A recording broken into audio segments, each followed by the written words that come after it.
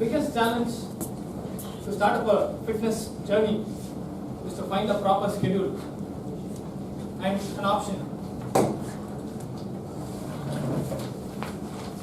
For that, running would be one of the best options. Why? Because running doesn't require any fancy gadgets to buy it. You may not have to spend hours together. Okay, you do not have to pay monthly fees to someone and learn.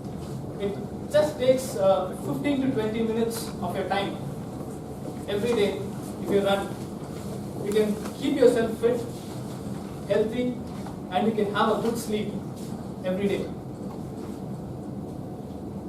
The next session is chat at the revolving door with DTM Ajantha Jayawardena. He is #1 ranking officer of District 82 and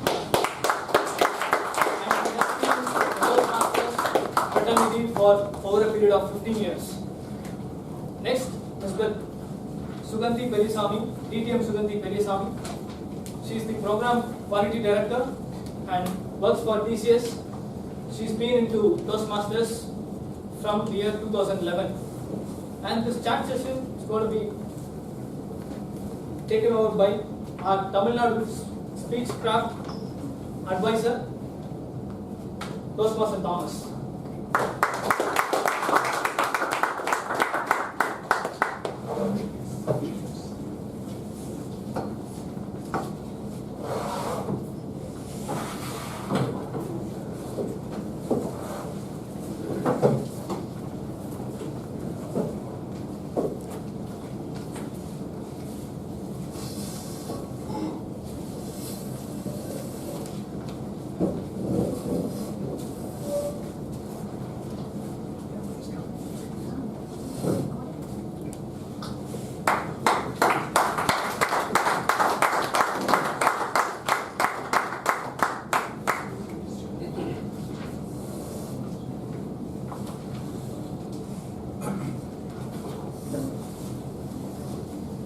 Good afternoon.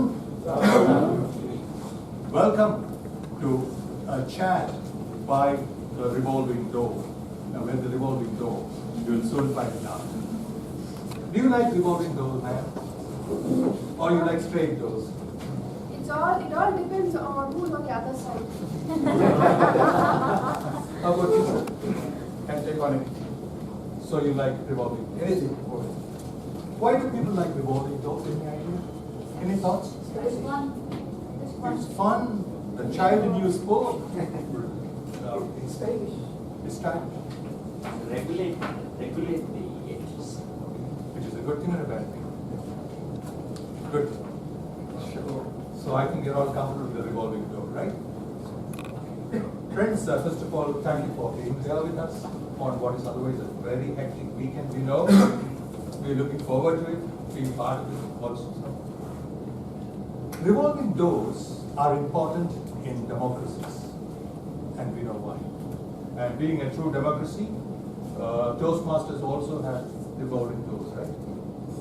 When is the next revolving door opening? When is that? May? May 10th. Okay. So that is the backdrop to this conversation. By the way, there is nothing official about it, so I'm going to take the liberty of calling you both by first name. But respecting your DTM. So you are DTM Ajantha for me, you are DTM Suganthi for me. I'm playing simple songs. You can call him. We have got the DTM. Thank you. Right. So let's begin. By the way, all of you are welcome to send in your questions. Mention for whom the question is and don't mention your name, because when I select, don't accuse me of bias. So send in your questions as you think of. We will pick up whatever we can and field the questions. Now, starting off, Ajantha, you're known to be, and correct me if I'm wrong, you're known to be a very people-centric, nice person. Agree? Yes. Yes. Absolutely. Is it true that it's more difficult for a nice person to be successful? Though, of course, I must add in the same breath, you have disproved that proposition. What's your take on it? Well, I would say, take it like this. How I became nice was my job. I started working at the age of 19 in the plantation sector. So I had, from that time I was engaged with people. So I was people friendly. My job became people friendly job. Till I retired years back. So that's how it became people friendly. And also at that time the plantations had to be tough, get your job done. But when I left the plantation and I came to Colombo, to a desk job, I felt miserable. Life was not the same. But that's a different ball game, because that's you are dealing with different types of people, and it was not the same. So you had to change your attitude, and that made me do the change. And the biggest problem I feel is our problem with the ego and attitude. If you drop that attitude, it's very easy to get your job done. You could chip in with your thoughts on this. In fact, Toastmasters is teaching all of us the art of ego management. That's my take on it, sir. Absolutely brilliant. To you, Suganthi, what I want to ask was that if a young Toastmaster were to walk up to you and say that I want to become a district director like him one day, what should they do and what would you say? When I started Toastmastering in the year 2010 October, and 3 years later, I met DTM Balraj. And that year Chennai hosted the Ovation 2013, and he introduces me to the then international director, Deepak Piran, who is now the the first vice president of Toastmasters, and he said, meet one of our future district directors. I thought DTM Balraj was just pulling my legs, because I had a lot of trouble finding judges and role players. I was a contest chair. So I thought he was having a share of fun. I didn't believe it. But then the next year I became an area director, and since then there was no looking back. Sometimes we don't know what is hidden within us. We are actually more powerful in capacity than what we actually think we are. So if somebody just walks up to me and says that I want to be a district director or even somewhere about that, I would say, start now, go ahead, keep marching, but then look back and then do a little bit of retrospection. The world is all for us to conquer. Has anybody changed the aspirations today listening to her now? Anyway, introspect. To you, a supplementary question. When did you realize that you have it in you yourself to become a district director? I joined this organization in 2003. When I joined this organization, I was able to speak one-on-one. I couldn't take on anybody one-on-one. But I couldn't speak to an audience. So then, 2004, I was made Sergeant at Arms. From that point onwards, I went step by step. Something told me just not that I was not aspiring to be a district director at all. But when maybe these clubs have problems and they can't begin, they say, put a high jump. I was not one of them who wanted to put a high jump. Because already in my profession or job, I was leading. I just want to take it cool and go, step by step. And that's where I realized each step you do, you learn something new. And then you have the command of the respect by the others. Respect is something you cannot buy, you got to earn. And in this Toastmasters journey, I realized when I went to the top, at club level I finished all. So if anybody came and told me that you can't do this or that, I was able to give an answer to that. And at the division level also I held 4 positions. I realized this. But each time I went up, I was afraid. There were so many opportunities I was told to jump, but I never jumped. Even when I became the district trio, I did, that time it was known as Lieutenant Governor Marketing, Lieutenant Governor Education. I did that, I was understudy for those. So I knew what I was before I came to the district trio. And before I came to the district trio, I did Ovation conference and a district conference, division conference. So I had gone through the whole hog, and I knew exactly if anybody asked me to tell what to do. So that is why I would say to any young person, just don't jump. Go the whole hog. Because there is a saying, what goes up comes down the same way. So it's always better to go step by step rather than doing high jumps. Sure. With due reference to today's TMOD, we will amend temporarily the statement and say, we believe in Johnny Walker, who says, keep walking. And as to what you heard from Suganthi, look for a leader who finds something in you and says you could be a district director. On to, by the way, where are the questions? I have very limited questions. Let's get some questions. Yeah. Okay, on to another aspect. Suganthi, to you, it's easy to say quantity with quality is the way forward. Simply said. But tell me, when responsibilities change, the relative importance we place on quality and quantity will change. If the head of quality were to become the head of the whole organization, how would these two coordinates change? Okay. Thank you. So that was a lovely question. The reason being, when we are a member, we say quality, quality. The moment we become a club officer, be it a vice president membership or an education or a president, we go in for quantity. Till we are a member, we want to be surrounded by what do you call it? A similar kind of membership. Once you become a VP membership, you're like, want some guests to walk in, can't I convert them into a member? So somewhere I think we have to, this is a very fine line, I think, somewhere we have to focus on quality, keeping our focus on quantity also intact. Because if a club cannot have 4 competent communicators at the end of the year, then somewhere I think we are losing our focus towards the Toastmasters educational program. But at the same time, if a club says has about 20, 30 CCs, then definitely I would sit back and take a step back and think, okay, were these all achieved in a genuine manner? And I have visited such a club and had my own findings and stuff like that.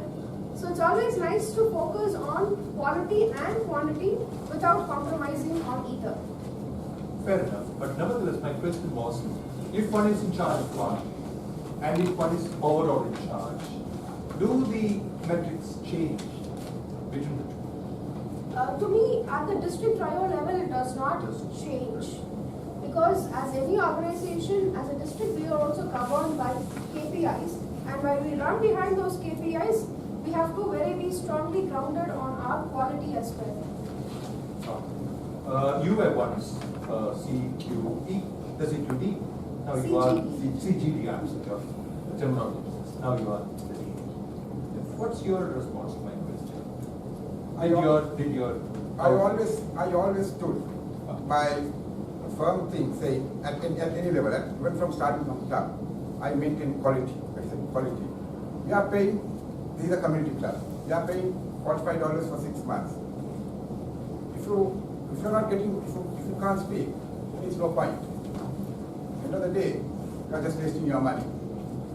It's no point running behind these people running behind CC.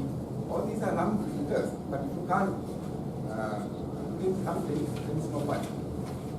And I always say, our organization is not a number crunching game. That's why I always keep on saying, I was happy. 5 DCP points per club. That's more than enough. Some of the club to go much as possible, but minimum is 5 DCP, which is very easy to achieve. Out of the 10 points, 4 administration points. And if you get 2 CCs, that is more than enough for us.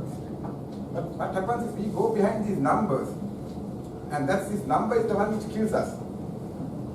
And coming from a manufacturing background, we had to go for quality, because manufacturing says to send rubbish that is returned. Same way we are not turning out. We are all human beings. We have to make sure that what we do, what we produce is quality product. Our organization, if we want to sustain, if we don't have quality product, our membership That's the end of Toastmasters. Okay, another, maybe Rotary or a Lions Club, not maybe, but what I just say. You see what has happened to Rotary and Lions. I know about here, Sri Lanka, you see, if you can go on and you get a Rotary Club or a Lions Club. But what are they doing? Infighting, all these things, it's of no use. Because there is no quality there. That's another aspect that India and Sri Lanka, being neighbors, are the same. This question is for Ajantha, but since they are part of the district trio and work in unison, I'm sure you could answer this on behalf of Ajantha. The question is, usually people who go up the ladder are people who do not smile or who are very strict with others. So, what is the secret of your being nice and at the same time reach the top? It's as summarizing what he would say as an answer. Your turn. It's addressed to you, but since you think alike, I'm requesting that. Okay, we think alike when it comes to the district, yeah, that's true, but otherwise each of us are unique. It's very difficult to keep frowning, and all of us are lazy in one way or the other. They say it takes more muscles to frown and less muscles to smile, and I always prefer smiling. So, I mean, when you're happy, when you smile, the other person, whatever mind state they are, they reciprocate with a smile, and that itself changes the environment, the atmosphere around you, and I think that's for better. So I love smiling, and I love people who make me smile. This you said for your voice, or you said on his behalf? Both. I agree. Because when we are into some trainings or discussions and stuff like that, either he cracks a joke, or I crack a joke, or our CGD cracks a joke to lighten up the moment, and then we again get back into those brainstorming sessions. Brilliant. This question is for you, Suganthi, but therefore you would answer. It's easy. It's a neutral question. Who is more strict of the two? To people. Not money. Honest answer. Honest answer. That's just a difficult question to answer. But it's not about strict or anything, but I believe is in you should be firm in what you say and what you do. I always believe in walk the talk. And again, when I say, when I come up from a background of manufacturing, you've got to be nice to people to get your job done. If you're not nice to people, you can't get your job done. And so you've got to be smart, not strict. Yeah, you have to be smart. You have to be smart. You have to be strict. You have to be strict. And if you take people are not machines. If you take each person individually is a different person. Some people will put a gadget, some people will put a tap on the back and talk, some people will just nice and speak. So all this is, I would say, is when you come from that manufacturing background, people's this thing, that exposure is there. That's how you can handle it. Like nothing called strict. You have to understand that people are not machines. Thank you. I didn't have a chance to give answers because nobody asked me questions. So let me tell you a small little story. An MD of a company stepped down. Don't ask me why. On his retirement day, he gave 3 envelopes. Not in the same company as you're working, but same thing happens in many companies. So he gave 3 envelopes to his successor, numbered 1, 2, and 3, and said, when you get into trouble, pick this out, open up, and read, and you will know what to do. So things went off all right. After a few months, the company was in trouble. So he opened the first envelope. Inside was a post-it yellow. On that was written, blame your predecessor. So he called a press conference and said that adventurous investments in the past has brought this company into this problematic area, and he talked about what made it. The market bought it up. It was nice. Sounded good. Things took care of themselves, but again, things went bad for him. So the MD pulled out the second envelope, in which was written, constitute a task force, appoint a management consultant. Again, he called a press conference and said that he's going to do this. His deputy will be the head of this committee, and one of the top 3, they came in all their boots, suit, sari, gown, whatever, and they walked away with the order. Things went all right by natural course, nothing to do with them. Again, it fell on bad times, the company fell on bad times. The day of the board meeting. the worst ever results, annual results of the company. History had been announced. The MD opened the third and inside was written, prepare the 3 envelopes for your success. Now, this is from the dog eat dog business sector. But Toastmasters is different. It believes in rights, right? Respect, integrity, service. I know it's afternoon, but I'm not getting a response. Excellence. So, could you tell us what are the typical envelopes bosses in Toastmasters pass on to their successors? Like this, we would have more envelopes. We have that. My this thing is, I always say, follow the 4 core values in our organization. Automatically things fall in line. It's not in our organization, your workplace, your home, everywhere. So the basic is the 4 core values. You've got to ask yourself whether you are following the 4 core values. That's the answer that you have to give.